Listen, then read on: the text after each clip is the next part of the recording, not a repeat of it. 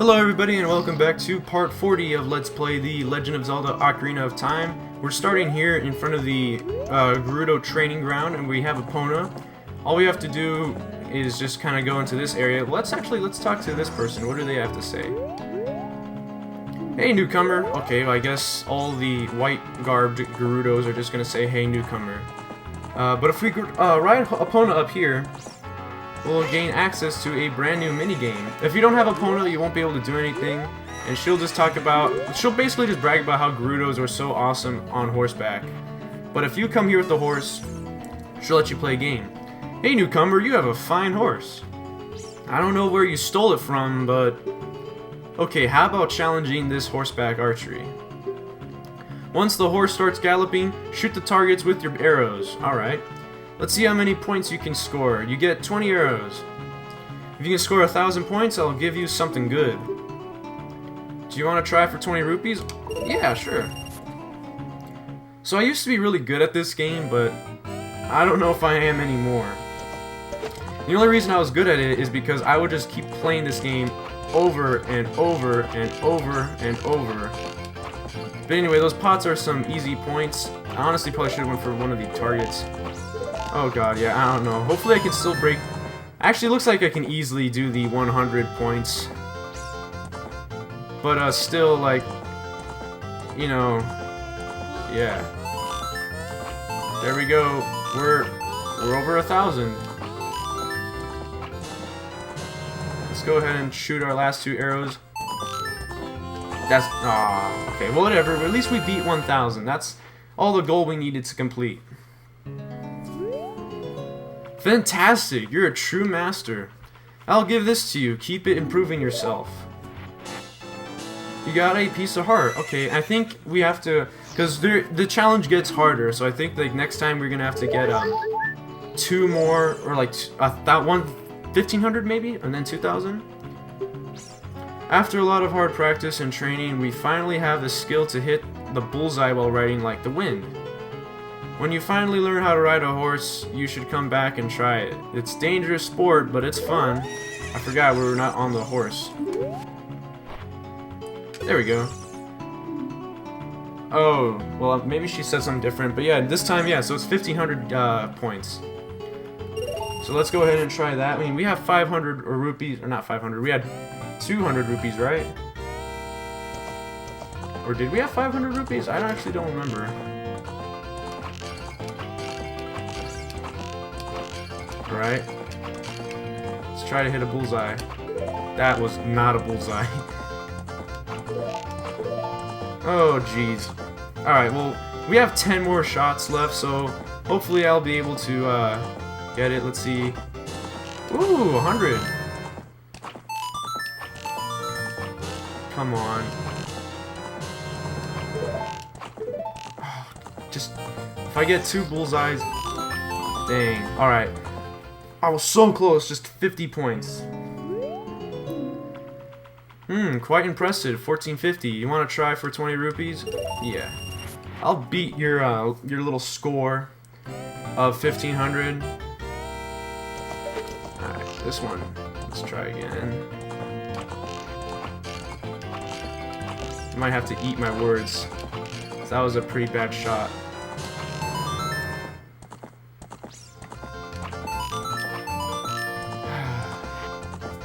Dang, we haven't even gotten to, we barely scratched 800.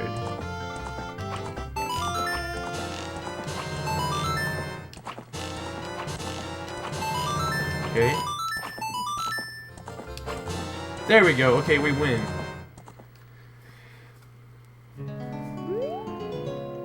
I'll be darned, you're the ultimate master. I'll give you an item suitable for the master. This quiver is very important to me. I want you to have it. Take good care of it, okay? So yeah, we got the biggest quiver. You can carry even more arrows to a maximum of 50. I don't know if there's one more challenge. I think there's one more challenge, but honestly, I don't know what it would be. Hey rookie, you're looking good. Show me your skill again. You should set a new goal of 15... Okay. So it's just 1,500, so I guess it doesn't go up from there. But, no. I honestly want to just read the sign. What does the sign say? We can't read the sign.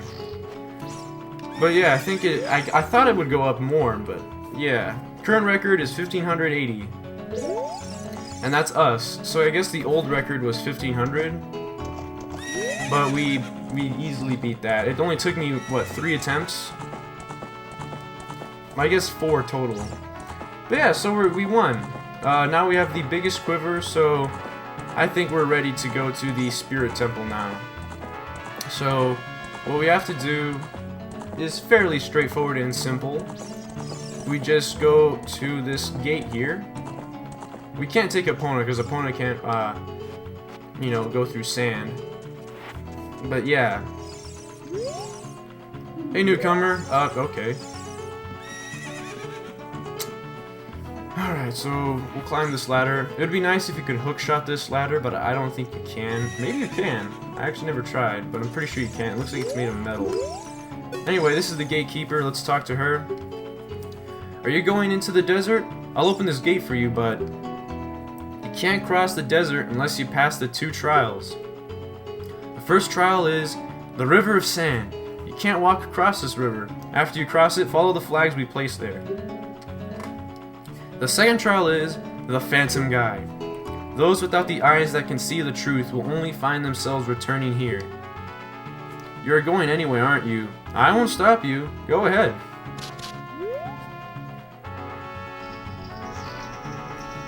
Alright, and that's gonna slowly lift up for us.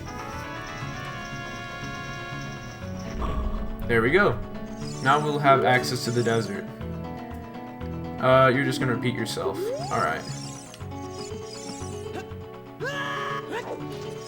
So it's pretty straightforward. The Haunted Wasteland is basically the murky water in Majora's Mask, although this was first, so... Yeah, if you chase a mirage in the desert will swallow you. Only one path is true. So we go through here in a sudden sandstorm. So yeah, here we are, the River of Sand. If we try to cross it, we will get sunken in and, yeah, we'll die. You can long shot, or what you could do is also use the hover boots, although I think the hover boots are a bit harder because this slope is very steep.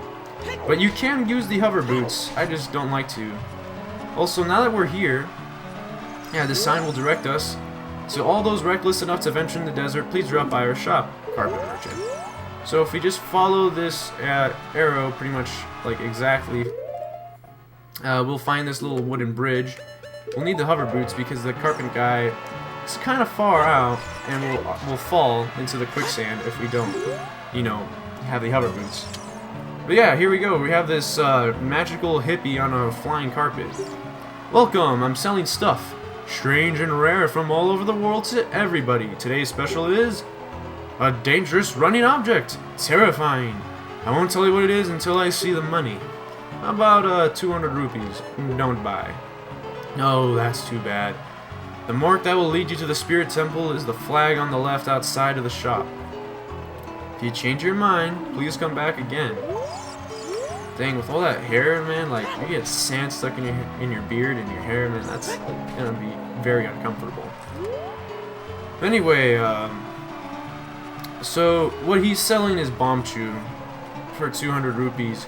If you remember in a previous episode, or if you just know the game, there's a guy that sells Bombchu in Castletown as Young Link, but he has only a limited supply, so if you keep buying his supply, it'll eventually run out, and you can't buy any more Bombchu. However, you can still buy more as Adult Link from the magic flying carpet hippie. That's just what I'm gonna call him. It's basically what he is. But yeah. So don't fret. Anyway, we could fall in here. I guess we didn't climb the ladder fast enough. So here we get some shelter from the sandstorm, and we also get a gold Skulltula. Nice. Alright. You know what? I don't actually know if there was gold Skulltulas in the training ground. I don't think there were. But there might have been. Alright, we got a fairy, which is good because, you know, we lost one, I think, in the last boss fight with Bongo Bongo. We were killed by a mad drummer. There we go, let's just get that. I could use Din's Fire, but honestly I feel like that would just use up more magic than we need. So I'm just going to use the Fire Arrows. I haven't actually used these in this game. But you know, they do pretty much exactly what you think they do. They catch on fire, they burn stuff. Yeah. Oh, was the chest like invisible or something? Oh no, it's just over here. 50 rupees, awesome. Alright, so that should refill most of our rupees. The desert. That is where Ganondorf the Evil King was born. If we go there, we might find... Okay, I think we already saw that text. And we can't hookshot out of here, so we're gonna have to take the long way and just climb up. That's not too bad, though. It almost looks like it would be night, if you've seen how the lighting is, but it's still daytime. And somehow the sandstorm gets us inside here. But yeah, that's our little, like, shelter. We're gonna need the Eye of Truth real quick. I know, it's the Lens of Truth. I keep calling him Eye of Truth, but you know what? That's just always what I've called it. So yeah. One with the... See, everything else other than the actual item refers to this as the Eye of Truth. So that's why I call it the Eye of Truth. One with the Eye of Truth shall be guided by the, to the Spirit Temple by an inviting ghost. Alright, here we go. I'll be your guide on your way, but coming back, I won't play. I'll show you only the way to go, so follow me and don't be slow. Alright, so this is a Poe that's actually friendly. This Poe doesn't disappear if you stare at it. It doesn't spook easy, does it? So I guess, yeah, we can still use Navi to look at the Poe. We just have to follow the Poe. It won't slow down for us, so we have to be careful about keeping up with it. There's going to be some levers bothering us as well. But yeah, this is very much reminiscent of, or rather I should say that Majora's Mask is reminiscent of this. There's like a seahorse that guides you through the murky water. But here it's a Poe that you need the Eye of Truth for. Oh. Fortunately for us, you can still see the shadow. Even if it escapes our little lens area, you can still see the shadow of it. We won't be able to see it at all if we unequip the Eye of Truth. But yeah, I think this is it. She's just gonna show us here, and she'll disappear. I'm assuming it's female. I don't know why. Maybe that's just a bad assumption. Okay, I guess it doesn't disappear. But here we are in the not Haunted Wasteland. Is it the Haunted Wasteland? I thought it was called something else. Desert Colossus. There we go. I literally remembered right as it was coming up. Okay, I guess these are only one-shot levers, so that's nice. Alright, so there's gonna be tons of levers bothering us the whole way here. But if we go here to these two palm trees, we'll see a crack in the wall. And we blow it up. We'll get a great fairy fountain. Oh yeah, I need some magic after using it up. I thought you can just blow it up. Oh, I meant to just drop the bomb, not examine. I like how Navi never knows what these are. Or maybe that's Link's thoughts. Maybe Link doesn't know what a cracked wall is. I'm pretty sure it's Navi's though. I mean, it's like blue text, and usually, like when it's Link's thought, like he will have like a blue text box, not a black text box.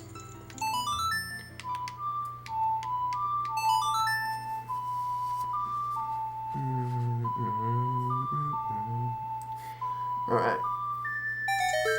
And we're gonna get a horrifying introduction again with the scary laugh. There we go. So I think this is the second to last Great Fairy. There's one more in Ganon's castle, or outside of Ganon's castle. Welcome, Link. I'm the Great Fairy of Magic. I will give you a magic spell. Please take it. Alright. Let's take it. Ooh, it's nice and blue.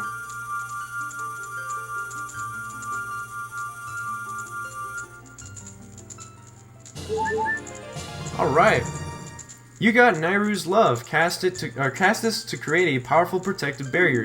It's defensive magic you can use with C. Okay, that's just weird. It reminds me of like the way Yoda would talk. It's defensive magic you can use with C. Oh wait, no, it is defensive magic. You can use it. Duh. Oh my god, I was confusing it for like the possessive pronoun, it's. But this had an apostrophe. Anyway, Naira's Love is an effect only for a limited time, so use it carefully, and it's very expensive magic-wise. When battle has made you weary, please come back to see me. Anyway, you know something that made me really feel stupid? It took me a long time for me to figure out that this was, like, supposed to be, like, water trickling down. I know it's a fountain, but I honestly only thought that this part here was water. But apparently, yeah, it's supposed to be, like, water glistening down from the top. The reason I didn't get this is because, well, one, you smack it, it sounds like metal. I honestly thought this was, like some sort of crystal that just kind of glistens.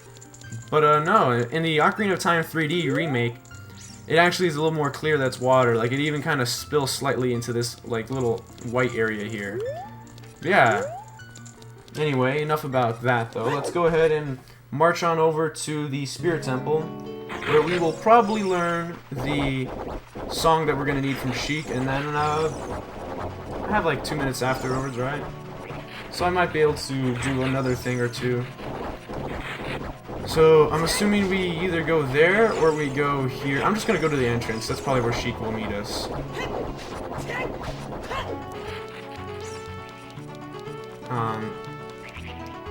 No, okay.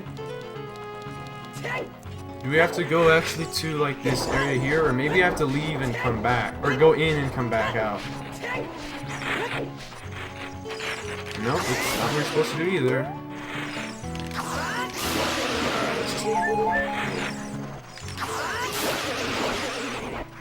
Let me just wait for night, because I want it to be daytime during the cutscene. Oh yeah, you'll be safe from levers if you're on these things. You won't be safe from the Guways. From at least levers, though.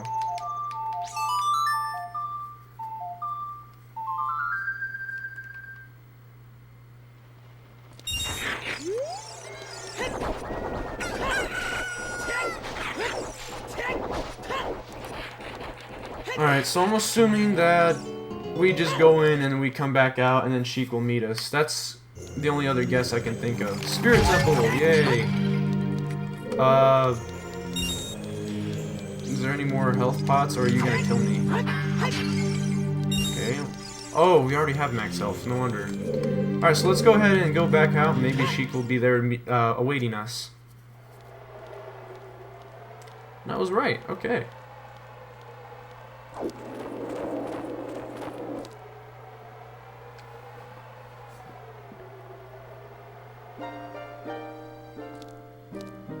Past, present, future. The Master Sword is a ship with which you can sail upstream and downstream through Time's river. The port for that ship is the Temple of Time. To restore the Desert Colossus and enter the Spirit Temple, you must travel back through Time's flow. Listen to this Requiem of Spirit. This melody will lead a child back to the desert.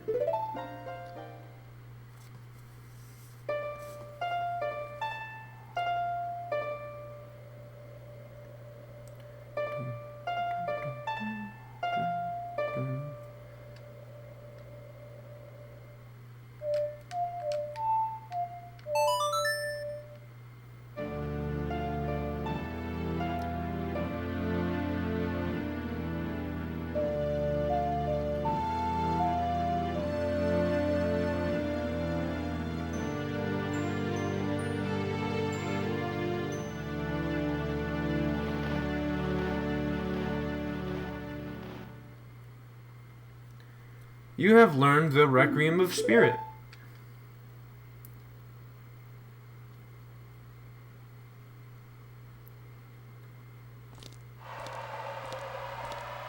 Huh.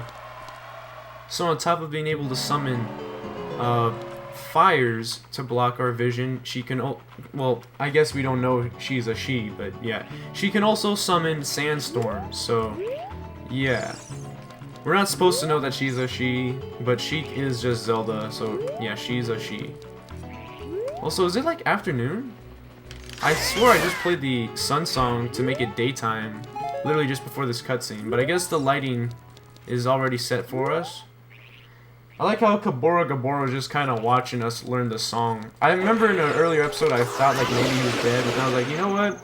I think he appears at the end credits, so maybe he's not dead. Well, this confirms it. Yeah, there he was, just kind of watching. Maybe he was looking at Link and he was like, wow, like proud, you know, like, wow, he's an adult now. Now he really looks like the hero. Because I remember, like, as a young Link, he was all like, oh, you've grown a bit, but you're not quite the hero yet. I find it funny that an owl is, for some reason, you know, giving us, like, advice, like, as if he knows all this stuff. I guess that's like a callback to Link's Awakening, to when the owl knew what you were supposed to do as, you know, Link. But anyway, that looks like it just about wraps up what we're going to do. We have a little bit of time, so what I'm going to do is just show off a little bit of, I guess, an Easter egg, maybe? Not literally an Easter egg, it's more of a secret. Because it's not like a reference or anything, or it's not like a useless little hidden thing.